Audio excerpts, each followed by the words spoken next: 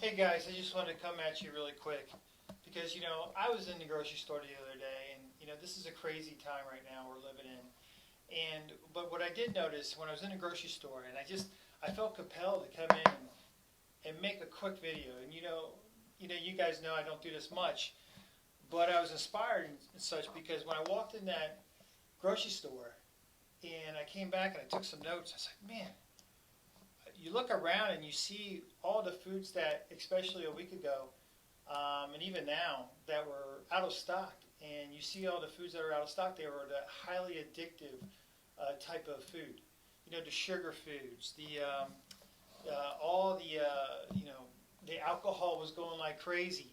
All the processed foods, all the wonderful, yummy, sweet stuff. But then when you look around, you see the fruits and vegetables section, and plenty of it was available. And it just inspired me to kind of sit down and say, well, what's going on here? We need to talk about this because, what's happening is it seems like I was talking to another doctor friend of mine, and every day seems like Groundhog Day. Every day seems like that day, when you go to, on Thanksgiving, you sit around and you can eat all the food that you want to eat and all the maybe things you don't do normally. And I know with a lot of people who are forced to stay home, and we're sitting around and we're looking for things to do, and we're maybe looking at things to eat, we might not be necessarily choosing the best foods in the world, or we're kind of gravitating to those really high carb, high fat, very addictive type of foods. The last thing we need to be doing at this point in time.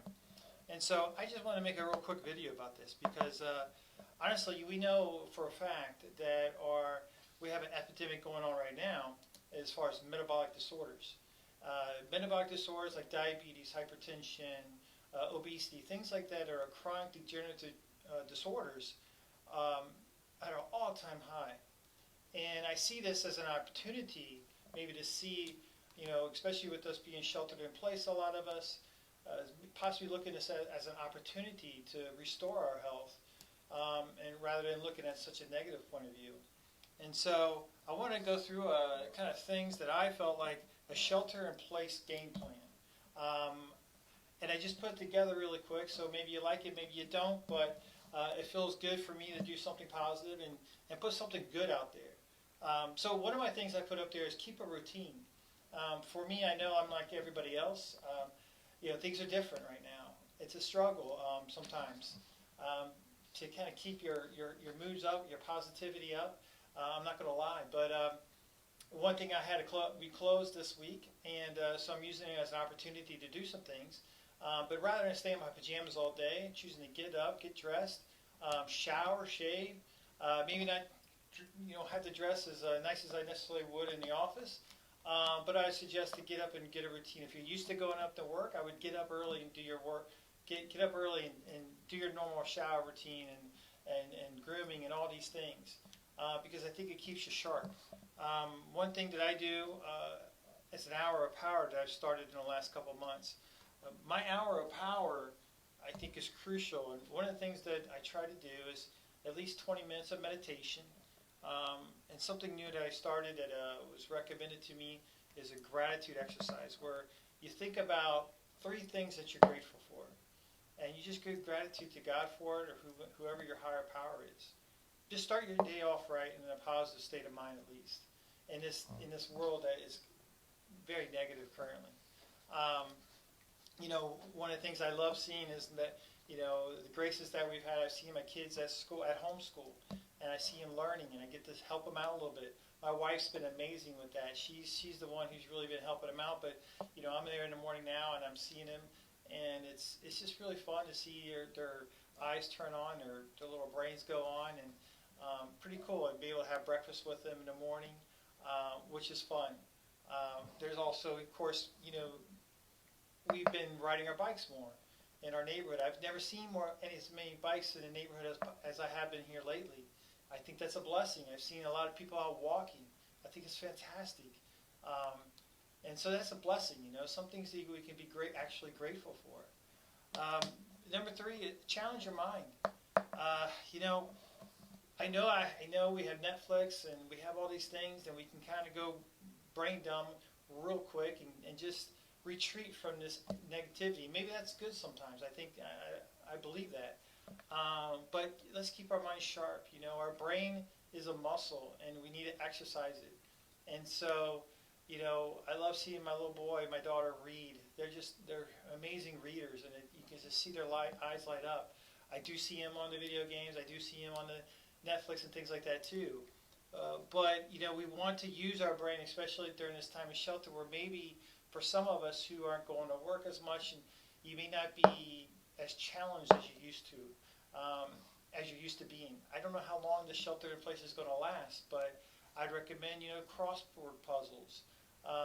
If you're into that, you know, different kind of online games are really cool to do.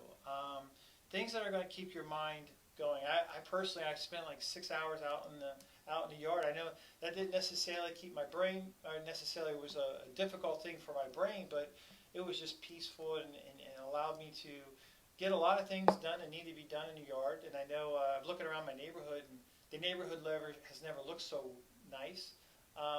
But that's fantastic for you. So I think it's good for your brain. It's good for your health. It's good for your body. So number four is exercise daily. All the research shows it's like 30 minutes a day is perfect. It can be even less than that if you increase the intensity. But exercising on a continuous basis, and it doesn't have to be, you know, obviously with the gyms closed right now and all the you know, you might be tendency to not to go work out. I know personally, I'm guilty. I haven't been working out as much as I have that I need to be. But what I have been doing is going on more walks with my dog, going on more walks with the family, going on bike rides with the family, getting out and doing a lot of yard work. And that's great too, and that counts obviously as exercise. We're using our body. There is such an adage as use it or lose it, and it's so true. And so we have this shelter in place as part of our routines. And you know, if you're not planning or you're not doing it, then you got to plan that routine into your system and into your schedule. If you can get 30 minutes a day, not only is it going to help you physically be healthy, it's going to be your sanity. I mean, if there's one thing, I mean, depression, anxiety is at an all-time high right now. I guarantee it. And all the research when you read, they always come down to say moving, exercising is one of the easiest, most effective, and the cheapest thing to do to combat anxiety, depression, those kinds of things. So it's a fantastic thing to do. Let's empower ourselves with some things we need to do. One thing that I personally have done, number 5, organize your life. And if anybody knows me, I'm not the most, I fully admit I am not the most organized person in the world, but I've used this opportunity to organize at least my office, where, you know, I'm so busy taking care of patients in and out, I don't necessarily have the time. That's my excuse, at least, to keep things nice and neat. And a person once said to me that you're a reflection of your personality. What is it? If you're not organized, your life isn't organized. If your desk is a mess, then your life might be a mess. So I have a lot of organizing to do, and I've started that goal. My wife is the queen of organizing, and she's amazing at it. And I try to take habits from her as much as I can. But take this opportunity to organize that garage, organize your desk, organize even your work if you can get into work. Take it as an opportunity because you're not going to get it back. And once we get going, things are going to pick up, and you're going to get right back into the way of things, and then we've lost that opportunity. So spend time with your family. Obviously, I mean, it's so easy just to sit back and let everybody go on their tablets and all their computer games and their phones and everything else like that, right? But it's been a blessing to be able to spend a little extra quality time with our family. I know I definitely would rather this whole thing not happen. But one blessing I can say is I have been spending a little extra time with my family this week, and it's been nice.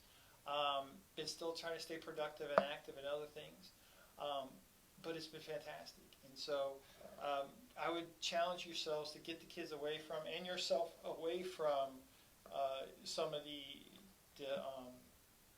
computers and tablets and things like that, because especially guys and adults. I mean, if we're constantly going and checking the news, and we are getting such a I don't believe a pure, unbiased view of the news. It's so hard to understand and know who's telling the truth. And so I would recommend take a break from that. Stay informed. Of course, you got to take care of your family, but we don't need it 24/7. I promise you, it's got to get to it, and I've seen it already get to some of my patients. So number 7, with all this going on, meditation. A person close to me once said, your personality is a reflection of your personal reality. And so if your reality is gloom and doom and you're watching the news 24/7, and you just feel like you don't have any control, then that is your state of being is going to be one of out of control.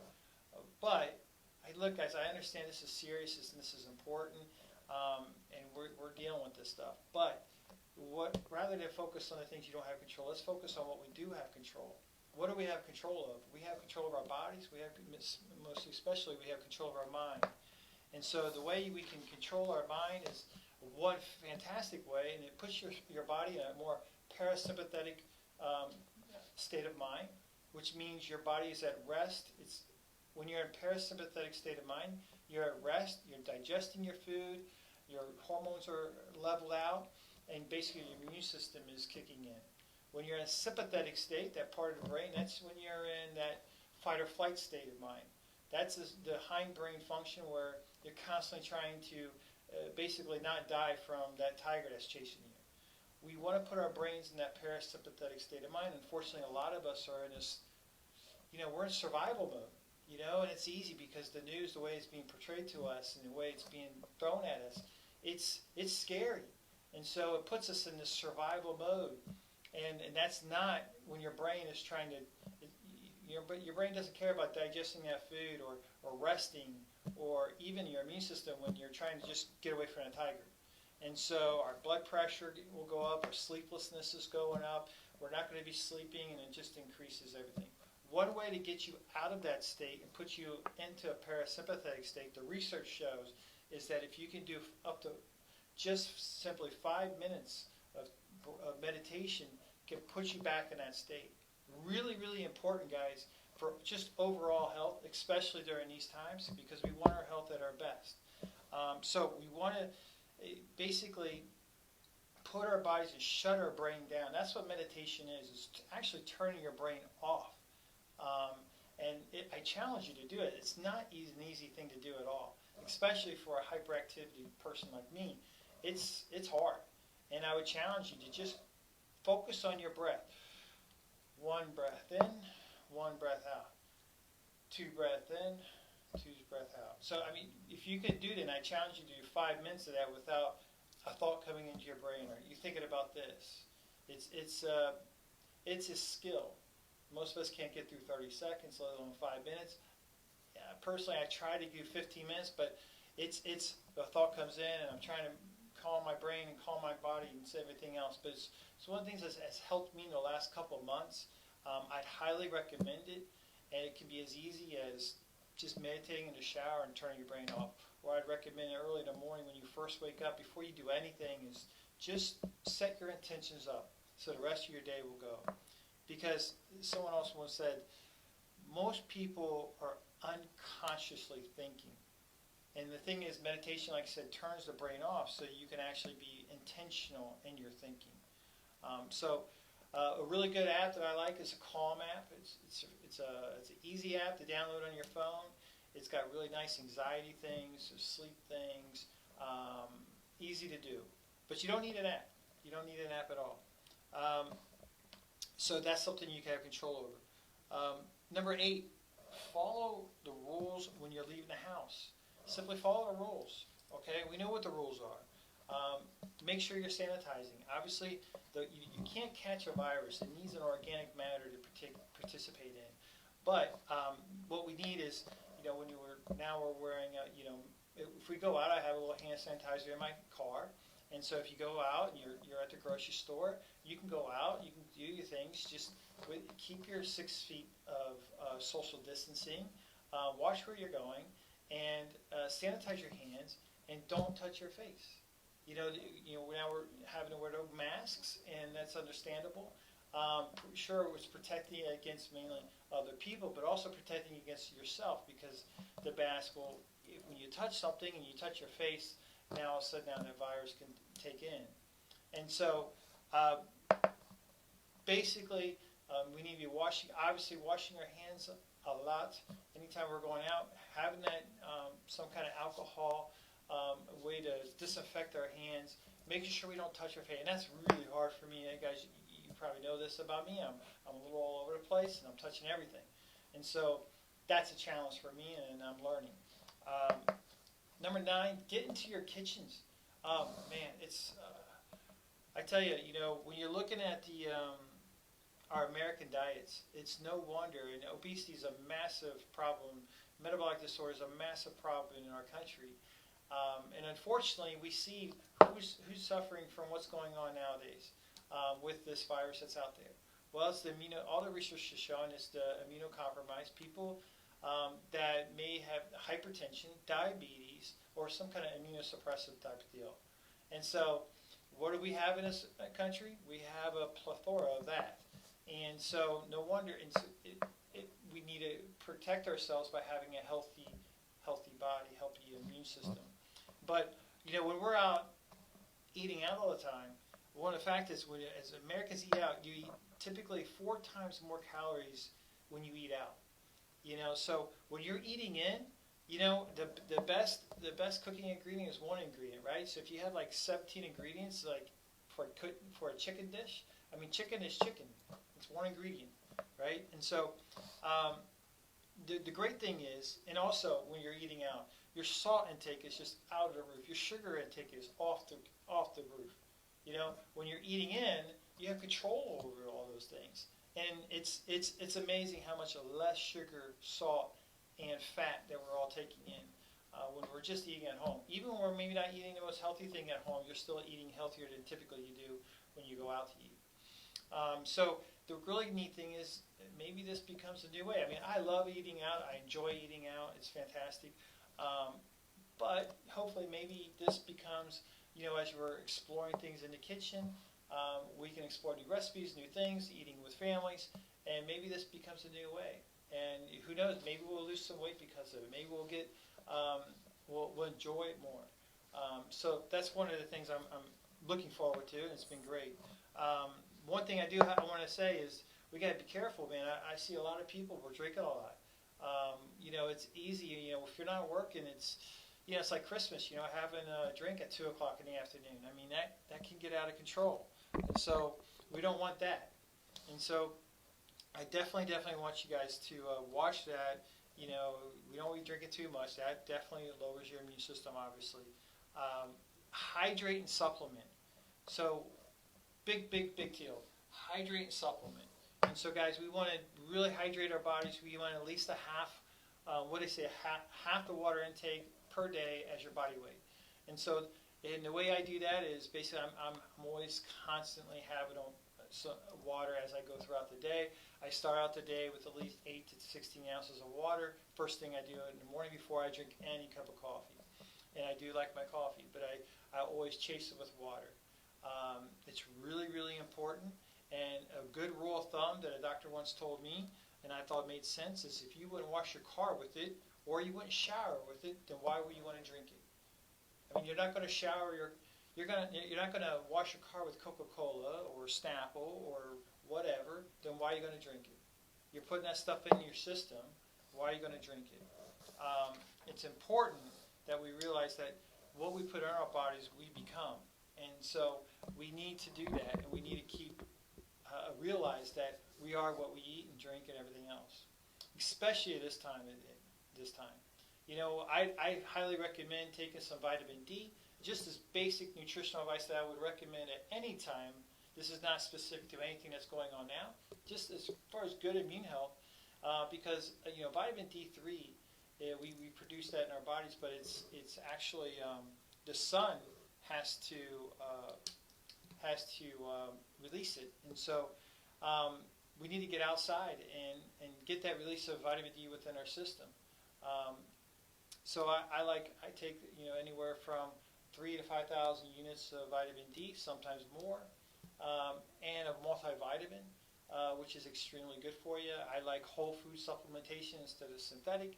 If you have questions, you can ask me. But basically, super simple. I mean, just get your vitamin D3 in your system, because that's been proven time and time again to help basically your body fend off any types of virus, colds. Just keep your body a really high immune system. You drink lots of water, eat good, clean, healthy food. One ingredient is the best, and get your body outside, and let's release some of those endorphins, some of those hormones by using our body, activating our body, getting some sunlight on us, keeping your social distancing, and we're going to be just fine. I mean, I promise you we're going to get through this. I promise you. We're a strong country, and I know we're all worried out there for a lot of different reasons. But I promise you we're made for this, and we're going to do this, and we're going to get through it. So I just want to put that out there for you for what it's worth. I hope to see you very soon. We will be open this Monday. I look forward to seeing you all, and have a great weekend.